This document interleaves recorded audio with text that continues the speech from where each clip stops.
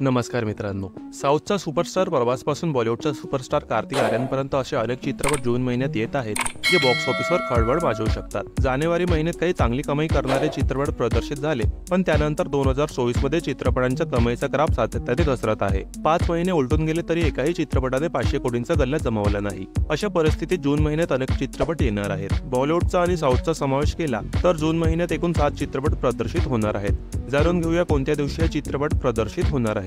मुंजा हा एक horror comedy चित्रपट आहे।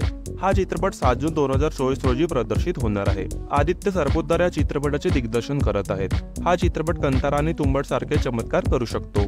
चंदू चॅम्पियन कार्तिक आर्यनच्या या चित्रपटाची बऱ्याच दिवसांपासून चर्चा होती। यासाठी त्याने बरीच तयारी केली असून चित्रपटातील त्याचा लुक समोर आल्यावर त्याची मेहनत सुद्धा दिसून आली। बजेटच्या अहवालांवर विश्वास ठेवला तर या चित्रपटाचे बजेट जवळपास 140 कोटी रुपये आहे। हा ॲथलेटिक बायोपिक चित्रपट 14 जून 2024 रोजी थिएटरमध्ये दाखल होणार आहे। त्याच्या या चित्रपटातही चांगली कामे करण्याची क्षमता आहे। इश्क विश्क रिबाउंड ही एक प्रेमकथा असून हा चित्रपट 21 जून रोजी थिएटरमध्ये दाखल होणार आहे। या चित्रपटात रोहित श्रॉफ आणि पश्मिना रोशन मुख्य भूमिकेत दिसणार आहेत। हा चित्रपट बिग बजेटचा नाही, इतकेच नाही तर त्याबद्दल फारशी चर्चा झालेली दिसत नाही। कल्की 2898 एडी 2024 मधील हा सर्वात मोठा चित्रपट आहे। गेल्या वर्षभरापासून याची चर्चा सुरू आहे। हा चित्रपट अनेक भागांमध्ये येणार आहे। हा चित्रपट 28 जून 2024 रोजी थिएटरमध्ये येणार आहे। प्रभास आणि दीपिका मुख्य भूमिकेत दिसणार आहे। अमिताभ बच्चन आणि कमल हसन यांच्याही विशेष भूमिका आहेत। केवळ देशाचेच नाही तर संपूर्ण जगाचे लक्ष या चित्रपटाकडे लागले आहे। तर तुम्ही यापैकी कोणत्या चित्रपटाची वाट बघत आहात आम्हाला कमेंट करून नक्की सांगा। मित्रांनो, पवित्र रिश्ता या कार्यक्रमातून अर्चनाच्या भूमिकेतून अंकिता लोखंडे घराघरात पोहोचली। या कार्यक्रमामध्ये अर्चना आणि मानव या जोडीला प्रेक्षकांनी देखील भरभरून प्रेम दिलं। नुकतीच या मालिकेला 15 वर्षे पूर्ण झाली आहेत। त्यानिमित्ताने अंकिताने नुकतीच एक भाविक पोस्ट शेअर केली आहे। त्यामध्ये तिने म्हटलं की ही केवळ 15 वर्षांची अर्चनाची नाही तर अर्चना आणि मानव यांचीही 15 वर्षे आहेत। यांना प्रेम, लग्न, समजूतदारपणा समजला।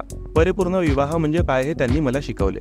अर्चना आणि मानव त्यांच्यासारखी ऑनस्क्रीन जोडी नाही आणि याचं संपूर्ण श्रेय प्रेक्षकांना जातं ज्यांनी आमच्यावर एवढं प्रेम केलंय। पवित्र रिश्ता या मालिकेचा समावेश छोट्या पडद्यावरील लोकप्रिय मालिकांमध्ये केला जातो। एकता कपूरने या मालिकेची निर्मिती केली होती। 2009 मध्ये ही मालिका प्रेक्षकांच्या भेटीला आली होती। मित्रांनो, अभिनेत्री रवीना टंडनशी संबंधित मारहाणीचे प्रकरण समोर आले आहे। रवीनावर काल रात्री दारूच्या नशेत एका वृद्ध महिलेवर हल्ला केल्याचा आरोप आहे। मुंबईतील वांद्रे येथील रिझवी लॉ कॉलेजजवळ रवीनाच्या कारने एक महिला जखमी झाल्याचा दावा पीडितेने केला आहे। यानंतर रवीनाचा ड्रायव्हर कारमधून बाहेर आला आणि महिलेच्या कुटुंबियांशी वाद घालू लागला। वादानंतर चालकाने हाणामारी सुरू केल्याचे पीडितेचे म्हणणे आहे। यानंतर रवीना ही गाडीतून खाली उतरली आणि त्यांच्याशी भांडू लागली। समोर आलेल्या या व्हिडिओमध्ये रवीनाला पीडितेचे कुटुंब आणि स्थानिक जमावाने घेरले आहे। पोलिसांना बोलवा असे लोक बोलत आहेत। दरम्यान पीडितेच्या कुटुंबातील एक महिला म्हणते, तुम्हाला संपूर्ण रात्र तुरुंगात काढावी लागेल, माझ्या नाकातून रक्त येत आहे। रवीना जमावाला सांगत होती, कृपया मला धक्का देऊ नका, मला मारू नका, व्हिडिओ शूट करू नका। दुसरीकडे पीडितेने पोलीस ठाण्यात गुन्हा नोंदविण्याचा प्रयत्न केला, परंतु पोलीस कारवाई करण्यात कडकपणा दाखवत नसल्याचे त्यांचे म्हणणे आहे। रवीना टंडनचे पती आणि प्रसिद्ध वितरक अनिल थडानी यांनीही पोलीस स्टेशन गाठले। त्यांनी पीडितेच्या कुटुंबियांशी संवाद साधण्याचा प्रयत्न केला। गुन्हा नोंदविल्याशिवाय पीडित कुटुंब स्वीकारण्यास तयार नव्हते। आतापर्यंत या संपूर्ण प्रकरणावर रवीनाच्या बाजूने कोणतेही अधिकृत वक्तव्य आलेले नाही। तथापि मुंबई पोलिसांनी आता या दाव्यांचे खंडन केले आहे। असे म्हटले आहे की हा केवळ किरकोळ पार्किंग वाद होता जो वादात वाढला होता। मुंबई पोलीस अधिकाऱ्याने सांगितले की या घटनेत कोणीही जखमी झाले नाही आणि रवीना टंडनही मध्यधुंद नव्हती। व्हिडिओसह तिच्या विरुद्धच्या तक्रारी खोट्या असल्याचे त्यांनी सांगितले। सीसीटीव्ही फुटेजमधून समोर आले की रवीनाच्या कारने एक महिला जखमी झाल्याचा दावा हा संपूर्णपणे खोटा होता। मित्रांनो, अभिनेता शिव ठाकरे याला आज कोणत्याही ओळखीची गरज नाही। आता अभिनेता खासगी आयुष्यामुळे चर्चेत आहे। शिव ठाकरे अभिनेता सलमान खान याची अभिनेत्री डेजी शाह हिच्यासोबत लग्न करणार असल्याच्या चर्चांनी जोर धरला आहे। गेल्या काही दिवसांपासून शिव ठाकरे आणि डेजी शाह यांच्या रिलेशनशिपची चर्चा रंगली आहे। रिलेशनशिपच्या रंगलेल्या चर्चांवर आणि लग्नाच्या चर्चांवर डेजी हिने मौन सोडलं आहे। नुकतंच झालेल्या एका मुलाखतीत अभिनेत्री म्हणाली, आतापर्यंत रिलेशनशिपच्या चर्चा रंगत होत्या, पण आता लग्नाच्या चर्चांनी देखील जोर धरला आहे। शिव आणि माझ्यामध्ये काहीही नाही, आम्ही फक्त चांगले मित्र आहोत। आमच्या दोघांमध्ये फार घट्ट नातं आहे, त्यामुळे आम्ही कायम एकमेकांसोबत बोलत असतो। जेव्हा तुम्ही कोणत्या मुलासोबत अधिक बोलता तेव्हा दोघे रिलेशनशिपमध्ये असतील अशी चर्चा रंगलेली असते। डेजी शाह हिच्याबद्दल सांगायचं झालं तर अभिनेता सलमान खान याच्यासोबत जय हो सिनेमातून बॉलिवूडमध्ये तिने पदार्पण केलं होतं।